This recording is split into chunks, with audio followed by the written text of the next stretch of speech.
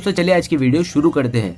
दोस्तों वीडियो शुरू करने से पहले मैं आपको एक बात बता दूं कि आपने अभी तक हमारे इस चैनल को सब्सक्राइब नहीं किया हो तो नीचे पर आपको ग्रीन बटन में सब्सक्राइब करके लिखा रहा होगा, इसके ऊपर क्लिक कर लीजिए और साइड में नोटिफिकेशन बेल भी आएगा, उसको भी क्लिक कर लें ताकि आपको मिल सके हमारे अगले वीडियो की नोटिफिकेशन सबसे पहले और आप कुछ नया नया सीख सके। कुछ करिए नस नस मेरी खोले हाय कुछ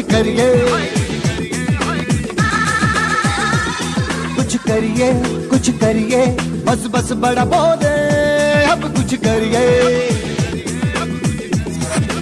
ओ कोई तो चल सिद्ध फड़िए तू बेतरिए या मरिए हाय कोई तो चल सिद्ध फड़िए तू बेतरिए या मरिए शक दे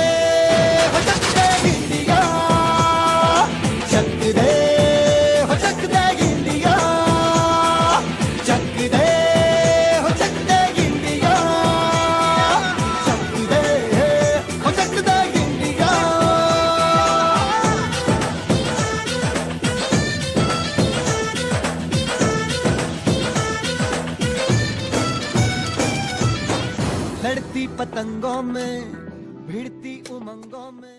हेलो दरेक विद्यार्थीने आजना गुड मॉर्निंग અને જય સ્વામી નારાયણ। હવે આપણે આજના લેક્ચરમાં જોશું કે કલિલ સોલને કેવી રીતે બનાવી શકાય।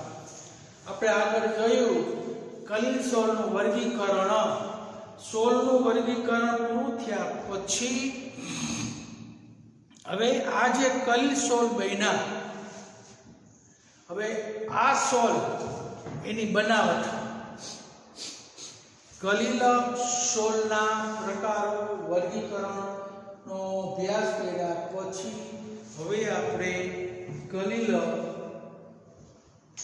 સોલની બનાવટ, ઈ કલિલ સોલની બનાવટ તેના માટે દ્રવ્ય વિરાગી કલિલ સોલની બનાવટ, ઓલા તો ડાયરેક્ટ બની જાય એટલે એની કોઈ બનાવટ હોતી નથી। દ્રવ્ય અનુરાગી સોલ સીધું જ વિક્ષેપણમાં જવું એની અને બનાવી શકાય, પરંતુ દ્રવ્ય વિરાગી સોલ જે છે એને ખાસ પદ્ધતિઓનો ઉપયોગ થાય। એટલે જે બનાવટ આપણે કરીએ છીએ એ ફક્ત દ્રવ્ય વિરાગી સોલની બનાવટ છે।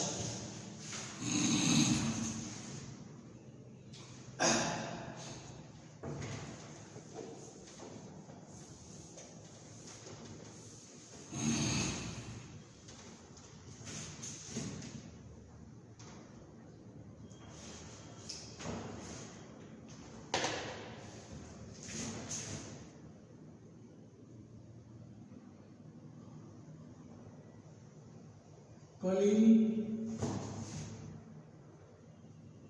સોલની બનાવટ।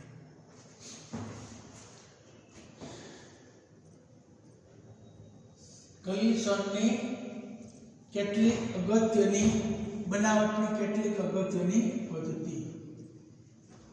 કલિલ સોલની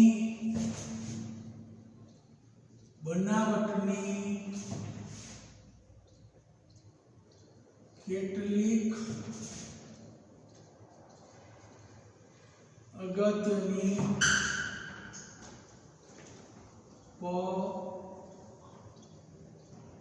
પદ્ધતિઓ।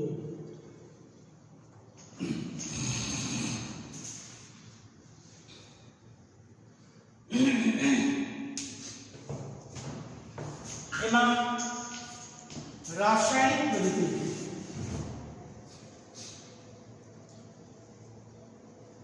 તો કલિલ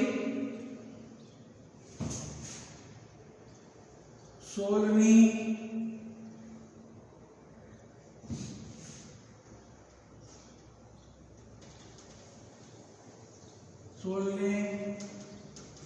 રાસાયણિક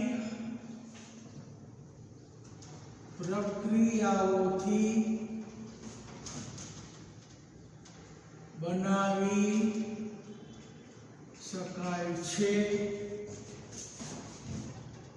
જેવી કે દ્વિવિઘટન,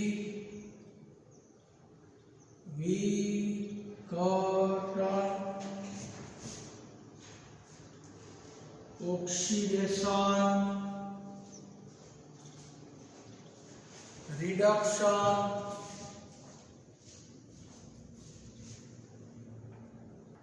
દ્વિવિઘટન, ઓક્સિડેશન, રિડક્શન અને જળ વિભાજન જેવી પદ્ધતિ દ્વારા કલી સોલ બનાવી શકાય છે. દ્વિવિઘટન 2 માર્કના પ્રશ્ન પૂછાય. ઓક્સિડેશન, રિડક્શન, જળ વિભાજન. તો રાસાયણિક પ્રક્રિયાઓ દ્વારા કલિસોલ બનાવી શકાય. તો રાસાયણિક પ્રક્રિયા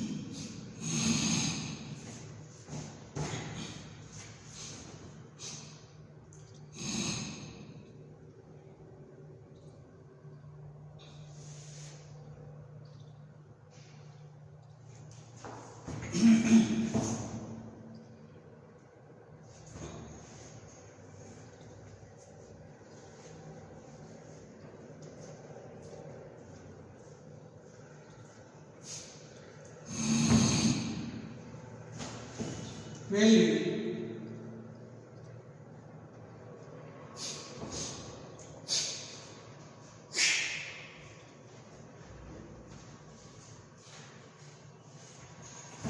કે આર્સેનિક ઓક્સાઇડ નું દ્વિવિઘટન કરીએ H2S વડે તો દ્વિવિઘટન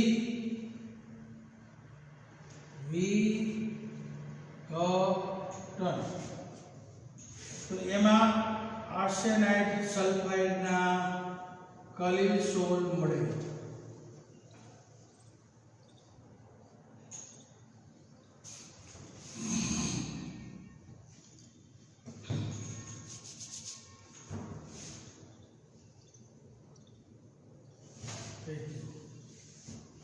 બીજું સલ્ફર ડાયોક્સાઇડનું ઓક્સિડેશન પણ ઓક્સિડેશન કરતા H2S વડે કરીએ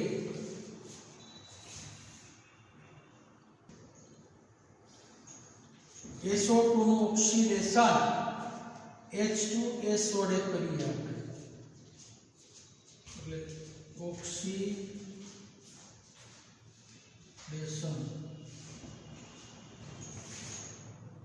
તો SO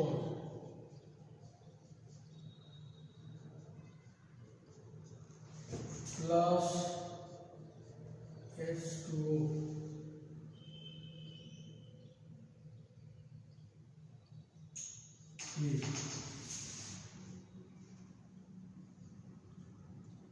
ચાર ત્રણ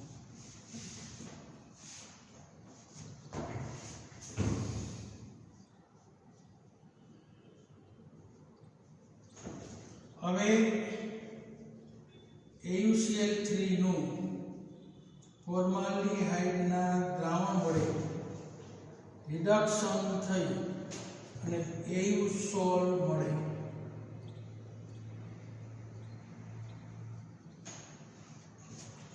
તો AuSol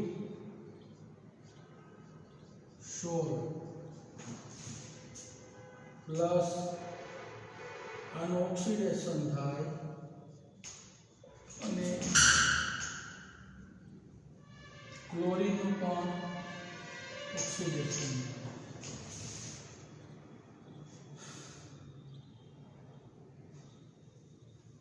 શેડ 2 3 યાદ રાખી દેજો.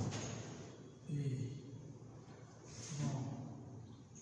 3 6 ક્લોરીન 6 3 6 ને 6 ને 3 9 3 6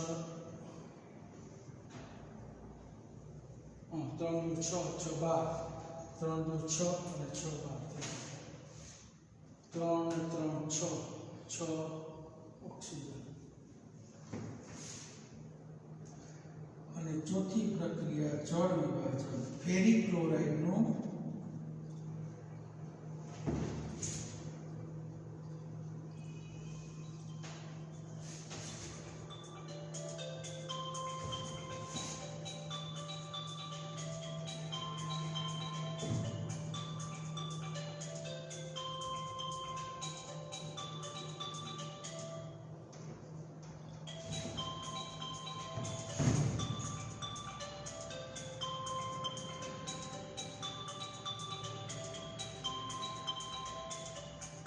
क्लोरीन 3 6 ઓક્સિજન થઈ ગયા. આ સોલ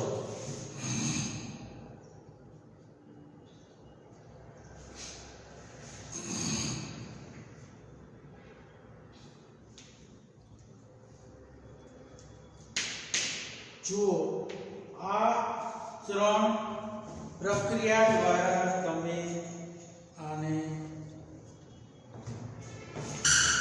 લખી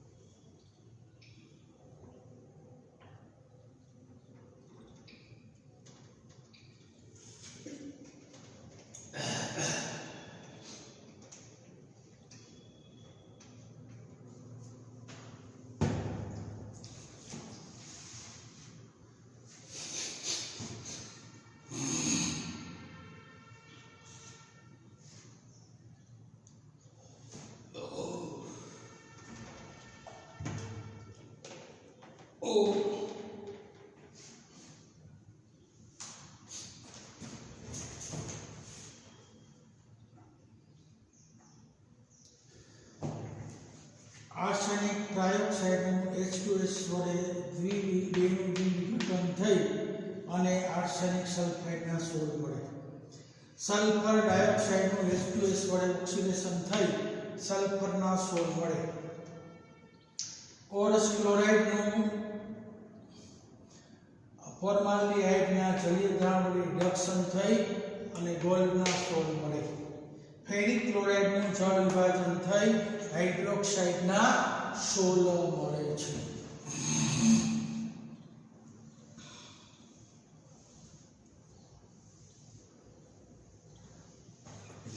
પહેલી પદ્ધતિ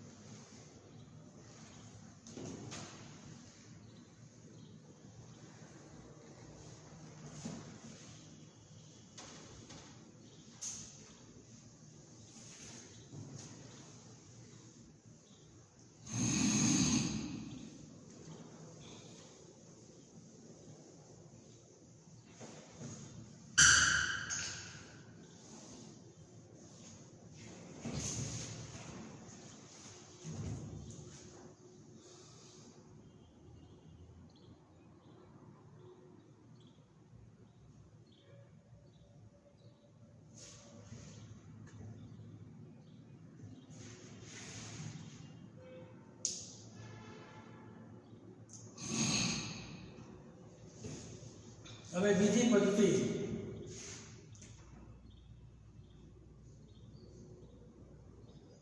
ब्रेडिंग टैप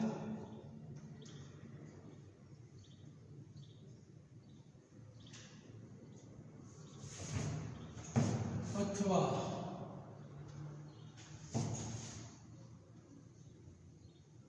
विद्युतीय विक्षेपण।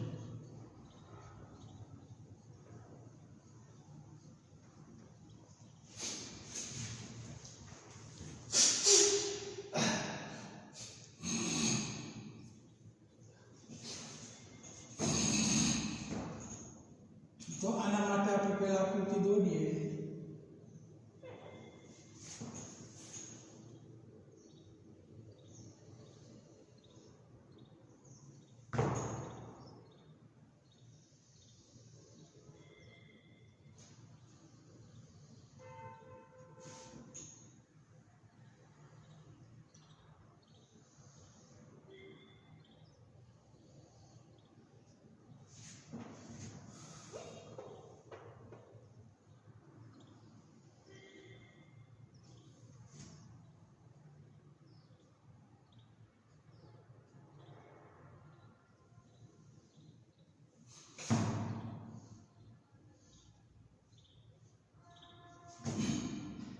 बराबर है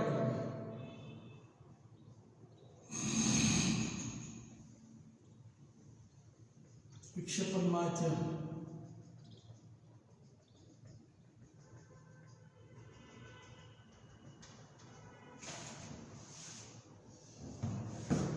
बे प्लेट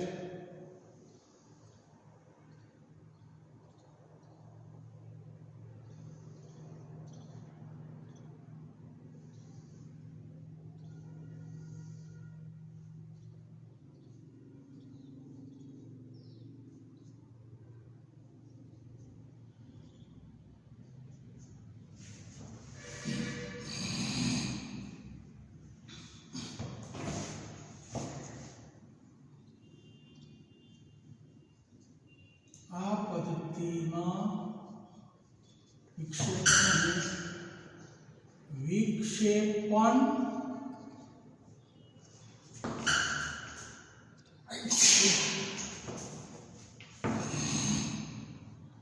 अने संघनननो समावेश पहला विक्षेपण થાય પછી ભેગા થાય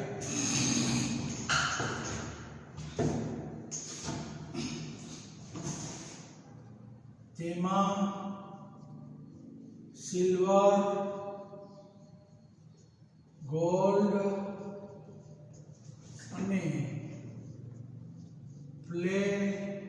પ્લેટિનમના શોલ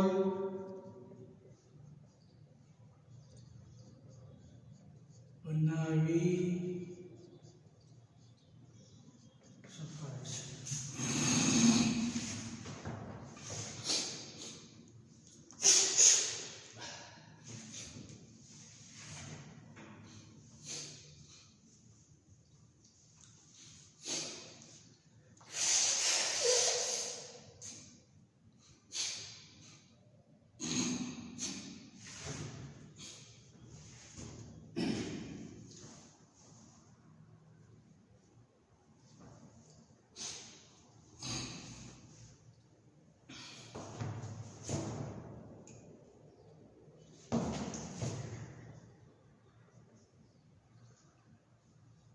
आ पद्धति में धातुना बे विद्युत ध्रुव धन અને ઋણ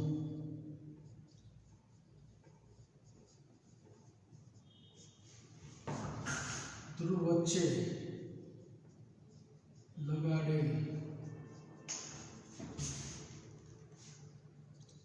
ऊंचा विद्युत दबाण धरावती અને અથડાતા ઉચ્ચ ગરમી ઉત્પન્ન થઈ ધાતુનું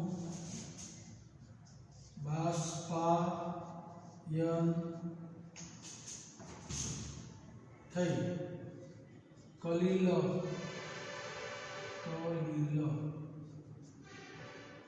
કણમાં રૂપાંતર થાય છે.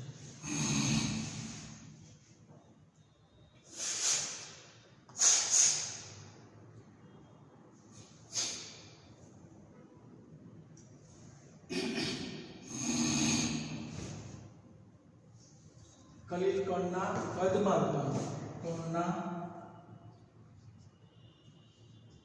કદમાં રૂપાંતર થાય છે અને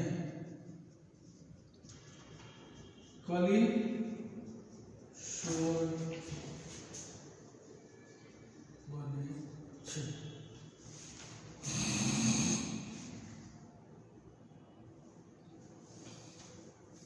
એટલે બ્રેડિંગ ચાપથી કલિલ અહીંયા બે ઊંચા વિદ્યુત દબાણ વાળી ચાપને અથડાવતા ઉચ્ચ ગરમી ઉત્પન્ન થઈ ધાતુનું બાષ્પન થાય છે અને કલિલ કણના કદમાં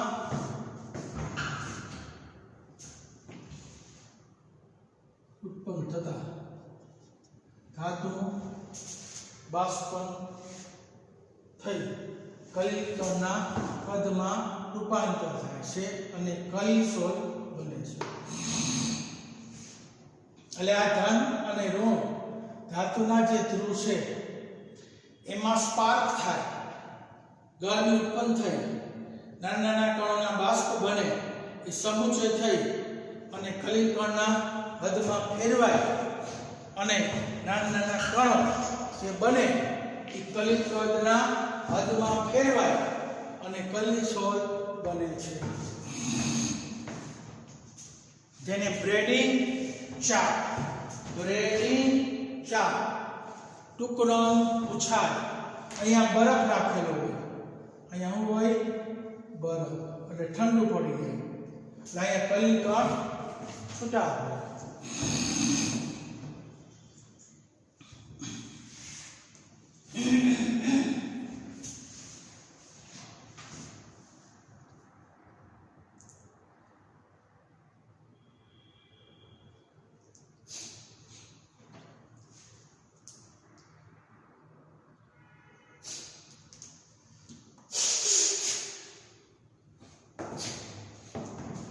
એટલે અહીંયા બરફના ટુકડા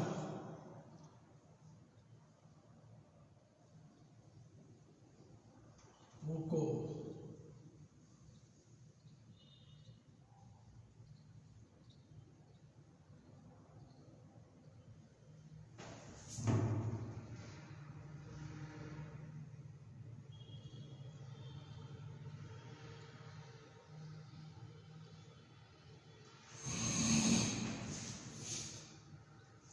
બરફ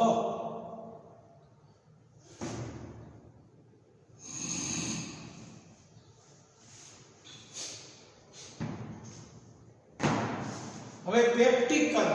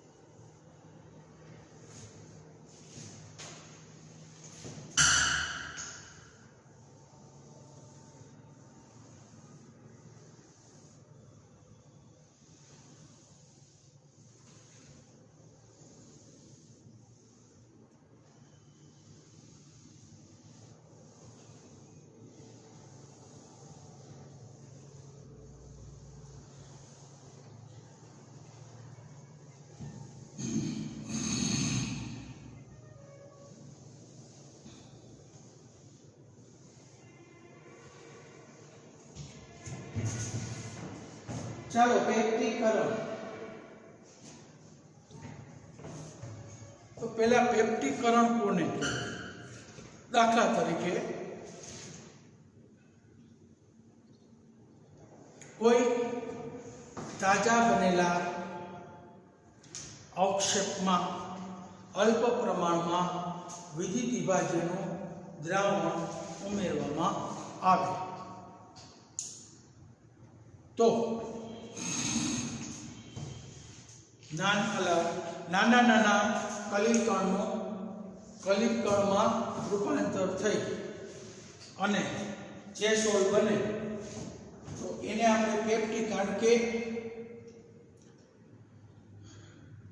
તાજા બનેલા અવક્ષેપને વિદ્યુત વિભાજ્ય અલ્પ પ્રમાણમાં લીધેલા વિદ્યુત વિભાજ્યના દ્રાવણમાં હલાવવાથી કલિકણનો સમુચય બને એને પેપ્ટીકરણ કહે છે.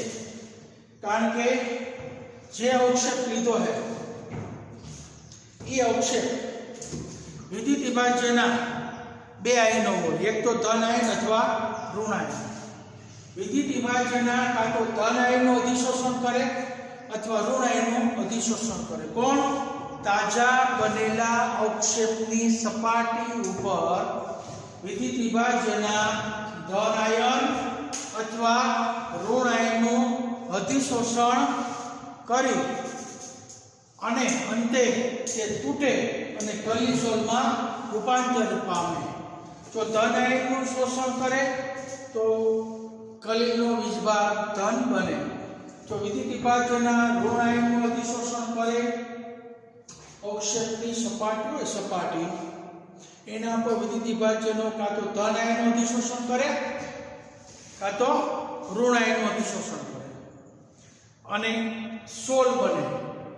ધન આયનનું અધિશોષણ કરે તો ધન કલિસોલ બને અને ઋણ આયનનું અધિશોષણ કરે તો ઋણ કલિસોલ બને. એને પેપ્ટીકરણ કહેવાય. પેપ્ટીકરણ એટલે બીજું કાંઈ નહીં, એક અવક્ષેપ લેવાનો કોઈ પણ. હવે એ અવક્ષેપ આપણે સોલ બનાવ્યો ને એપીઓઈ થ્રાઇસ ને H2S3 નીબરે સોલ, જે અવક્ષેપ લીધો કેમાં લેવાનો તાજો બનાવેલો? તો કે અલ્પ માત્રામાં લીધેલા વિદ્યુત વિભાજ્યના દ્રાવણમાં ઉમેરી હલાવવામાં આવે તો કણનો સમુચય થાય અને કલિકણ બને. એને પેપ્ટીકરણ કહેવાય. અને વિદ્યુત વિભાજ્ય જે ઉમેરવામાં આવે એને પેપ્ટીકર્તા કહેવાય. તો આ પદ્ધતિનો ઉપયોગ અવક્ષેપને કલિસોલમાં રૂપાંતર કરવા માટે વપરાય. અહીંયા તાજા બનેલા અવક્ષેપને વિદ્યુત વિભાજ્યના ધન કે ઋણ આયનનું અધિશોષણ કરી એટલે ધન કે ઋણ વીજભાર ઉત્પન્ન કરે છે. એટલે ધન કે ઋણ આયનનું અધિશોષણ કરી અને તૂટે છે અને કલિસોલમાં રૂપાંતર થાય.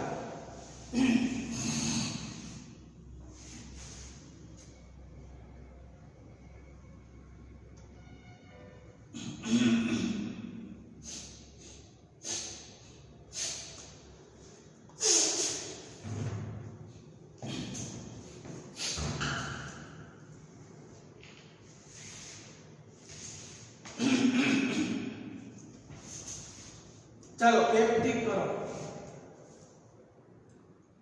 આ મહત્વનું છે. પેપ્ટીકરણ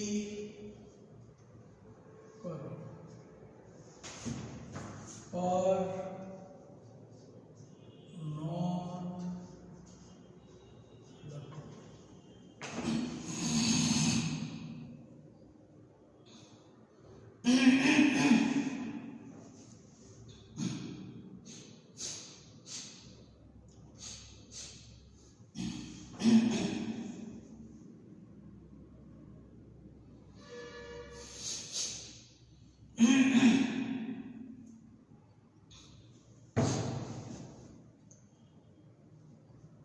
તાજા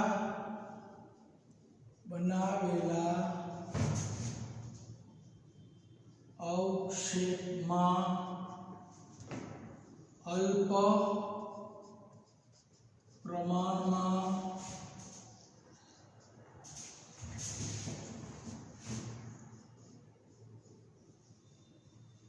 વિદ્યુત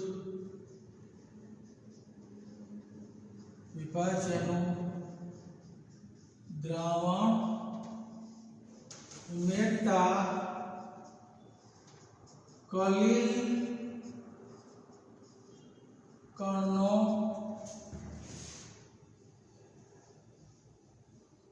સમુચય થાય છે, જેને પેપ્ટીકરણ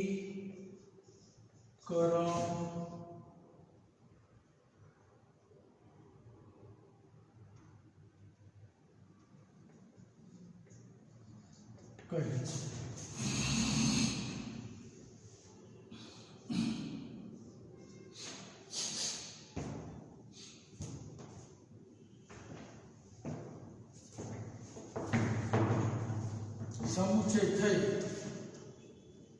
સમુચય થઈ કલીલ સોલ બને છે.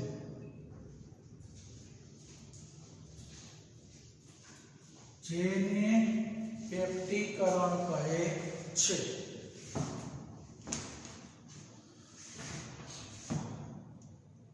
સમુચય થાય. હવે અહીંયા વિદ્યુત વિભાજ્ય નું દ્રાવણ પેપ્ટી કરતા તરીકે વર્તે છે. આ પદ્ધતિ અવક્ષેપને કલીલ સોલ બનાવવા ઉપયોગી છે. એટલે પેપ્ટીકરણથી આપણે અવક્ષેપને કલીલ સોલમાં રૂપાંતર કરી શકાય છે.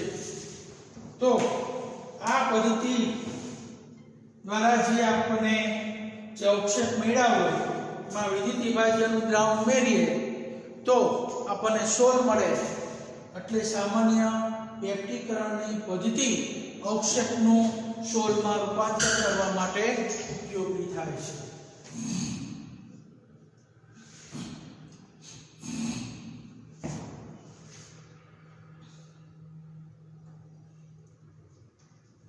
તાજા બનેલા અવક્ષેપની સપાટી એ વિદ્યુત વિભાજ્યના ધન આયન કે ત્રીજો કયો થાય ઋણ આયન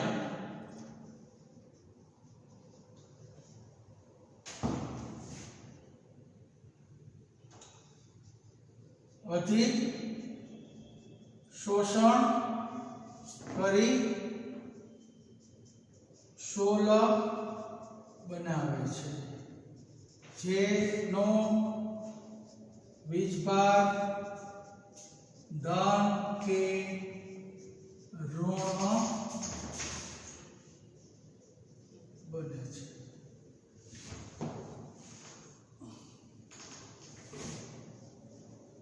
અહીંયા અવક્ષેપ ધન કે ઋણ આયનનું અધિશોષણ કરી તૂટે છે અને કલીલ કણમાં ફેરવાય છે.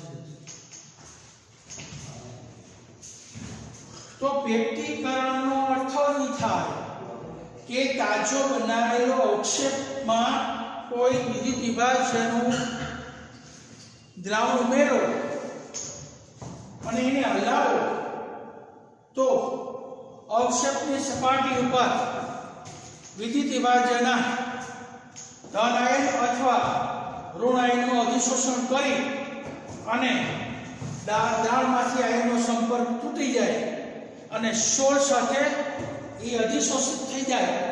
જો ધન આયનનું અધિશોષણ થાય તો કલીલ સોળનો વીજભાર ધન બને. જો ઋણ આયનનું અધિશોષણ થાય તો કલીલ સોળનો વીજભાર ઋણ બને છે.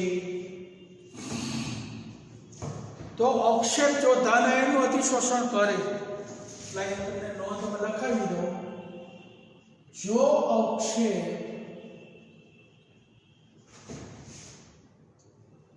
ધન આયનનું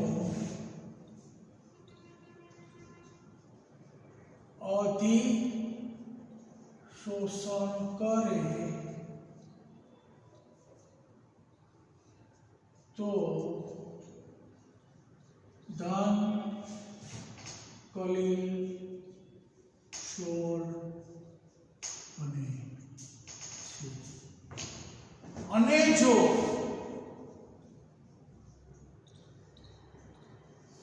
અવક્ષેપ ઋણ આયનનું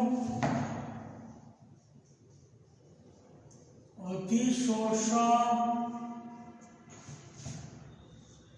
કરે તો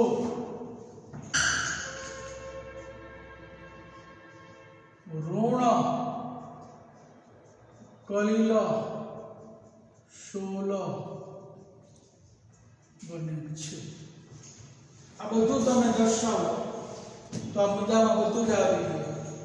આને તમે સમજો કે પેપટીકરણની અંદર થાય હું ફક્ત કોઈ તાજો બનેલો અવક્ષેપ હોય એની અંદર વિદ્યુત વિભાજનો અલ્પ માત્રામાં દ્રાવણ નાખી અને પછી હલાવશો તો અવક્ષેપની સપાટી બે આયનનું ગ્રહણ કરશે. કેટલાક અવક્ષેપ એવા હોય કે વિદ્યુત વિભાજનના ધન આયનનું અધિશોષણ કરી અને ધન સોળ બને, અને કેટલાક અવક્ષેપ એવા હોય કે ઋણ આયનનું અધિશોષણ કરી અને ઋણ કલીલ સોળ બનાવે. આ ક્રિયાને પેપટીકરણ કહેવાય છે. તો આપણે અહીંયા પેપટીકરણનો મુદ્દો, તો હવે એક સમજવા માટે હું તમને એક ક્રિયા દ્વારા હું તમને સમજાવું.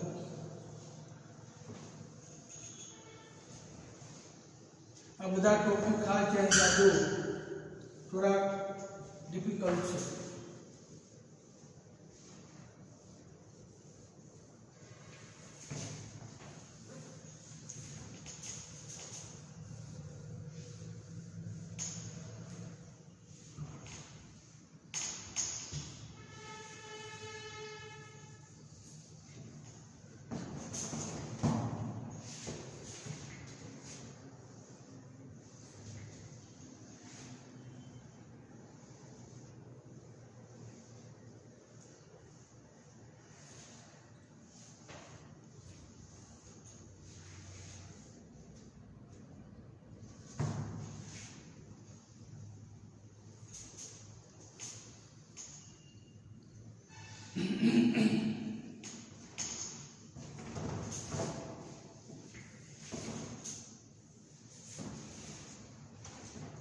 चलो હવે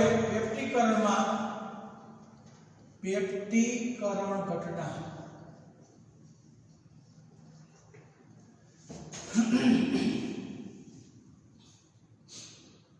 હવે FeCl3 છે એમાં આપણે પાણી ઉમેરીએ અને જળ વિભાજન કરીએ એટલે તાજો બનેલો હાઇડ્રોક્સાઇડ અને HCl એટલે 3 અહીંયા 3. હવે આ તાજો બનેલો અવક્ષેપમાં વધારે FeCl3 ઉમેરવામાં વિદ્યુત વિભાજ્ય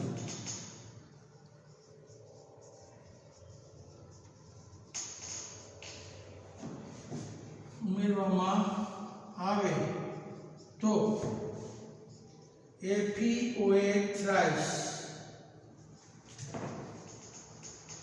અવક્ષેપની સપાટી વિદ્યુત વિભાજ્યમાંથી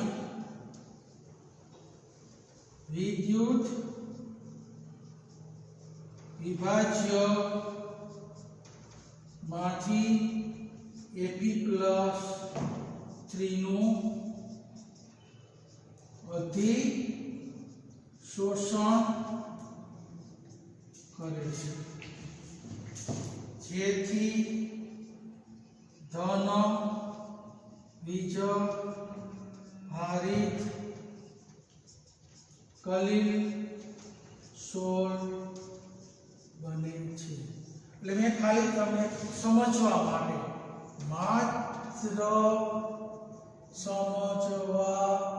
આ પેપ્ટીકરણ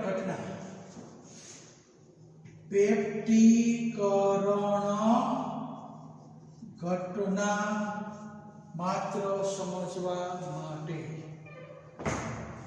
તાજો બનેલો અવક્ષેપ એમાં FeCl3 નું વિદ્યુત વિભાજ્ય ઉમેરવામાં આવે તો આ જે અવક્ષેપની સપાટી વિદ્યુત વિભાજ્યમાંથી Fe+3 નું અધિશોષણ કરે એટલે ધન વીજભારિત બને. ચાલો આજનું લેક્ચર પૂર્ણ થયું. હવે આપણે ડેલી ટેસ્ટ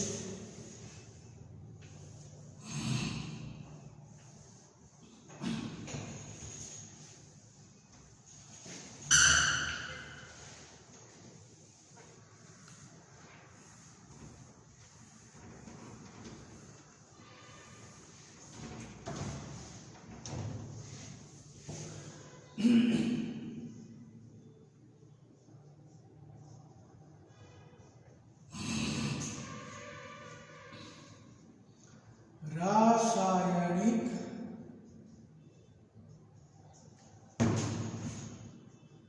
પદ્ધતિ દ્વારા દ્રવ્ય વિરાગી કલિલ સોલની બનાવટો લખો.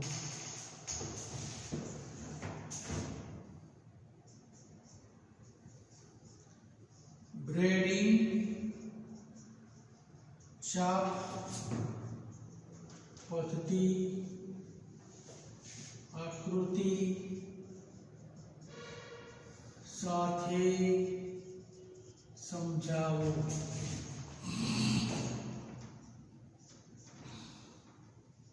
પેપ્ટીકરણ એટલે